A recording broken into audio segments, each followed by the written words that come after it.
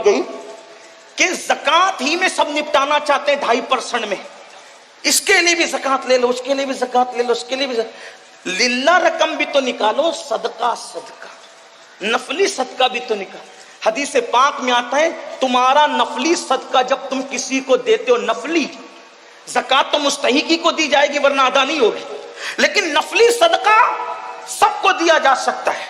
जब हम नफली सदका देते तो उसकी फजीलत यह है कि जिसको नफली सदका देते हो उसके हाथ में बाद में आता है, पहले वो अल्लाह के दस्ते कुदरत में पहुंचता है। नफली सदका जो देता है अल्लाह उसे अच्छी मौत अता करता है, बुरी मौत से अल्लाह बचाता है। इसलिए सदका तो फरमाया अपने बीमारों का इलाज सदके से करो।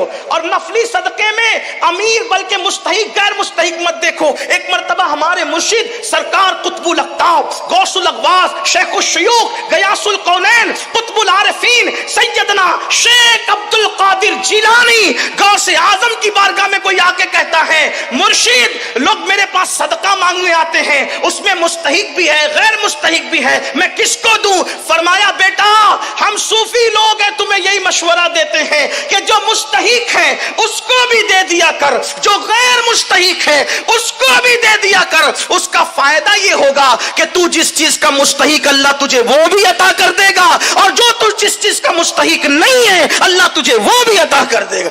जब तू गैर मुस्तहिक को देगा तो अल्लाह तुझे भी अता फरमाएगा। इसलिए सदके को आम करें। आज मुसलमान ज़कात चोर भी हुआ है, नमाज चोर भी है, ज़कात चोर भी है। एक पैसा अगर ज़कात का बचा के रखोगे,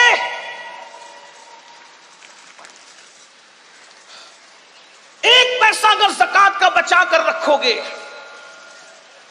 तो वो पैसा आपके दूसरे अच्छे पैसे को भी तबाह करेगा।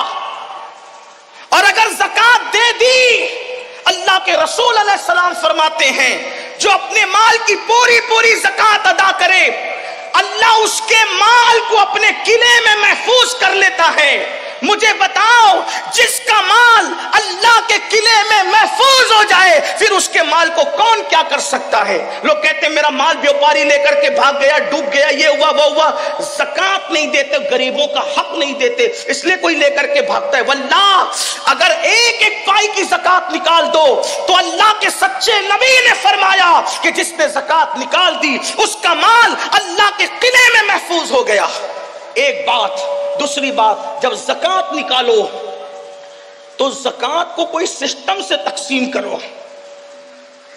कुछ लोगों को तो हमने 200-200 रुपये तकसीम करते देखा। ठीक है, इसमें कोई शरअ का हुक्म नहीं है, तमलीक शर्त है फकीर के लिए, लेकिन आपसे पूछता हूं कम से कम ऐसा हो जाए, उलमाए किराम बैठे हुए, सिर्फ अपनी इस्लाह की खातिर मशवरा दे रहा हूं, आपकी मशवरा है मेरा कि अपनी ज़कात को 3 हिस्सों में तकसीम करें अगर हो सके तो। नंबर 1, एक हिस्सा अपने रिश्तेदारों में तकसीम करें। नंबर 2, एक हिस्सा आम मुसलमानों में तकसीम करें। और नंबर 3, एक हिस्सा मदारिसे दुनिया में तकसीम करें।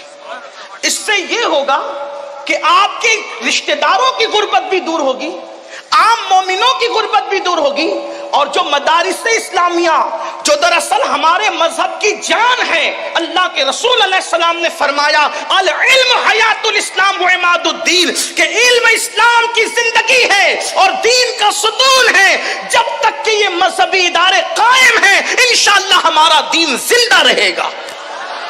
इसलिए उनको भी मजबूत करना जरूरी है, लेकिन उसके लिए थोड़ी गुजारिश इतनी है कि जहां दे रहे हैं वहां आंख खोल करके देखो कि काम हो रहा है कि नहीं हो रहा है।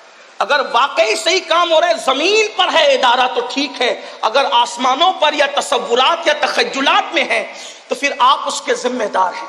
कुछ लोगों का हाल ये होता है काम नहीं देखते बल्कि जहां नाम होता है वहां देखते हैं, फिर चाहे वो सही जगह हो चाहे गलत जगह। इसमें भी मुझे एक बात याद आती है, दरअसल फिर आपका बल्कि हम बोलने वालों का भी क्या कसूर। एक शख्स हज़रत महबूब इलाही के पास है, निजामुद्दीन औलिया, कहा हुजूर मेरी ज़कात है और आप मेरे मुर्शिद हैं, आप नेक अल्लाह वाले, जिसको चाहे दे दे। लेकिन वो भी अल्लाह वाले थे, वहां लेकर के झोली में डालना तो था नहीं, उन्होंने हाथ में ले लिया। फरमाया बेटा खानका के सामने जा, पहला जो बंदा नजर आएगा उसको दे देना।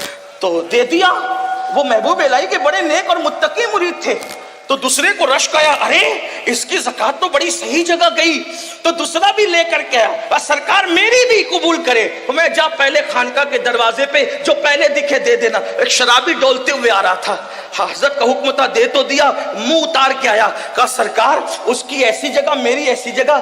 آپ نے مسکرا کے کہا بیٹا میرا قصور کیا ہے, جیسا مال تھا ویسے کے پاس پہنچ گیا. بس اپنی زکاتوں کا بھی یہی حال ہے, جیسے کماؤ گے ویسے جولی میں جائیں گے. اگر حلال کماؤ گے تو اچھے ہاتھوں میں پہنچے گی.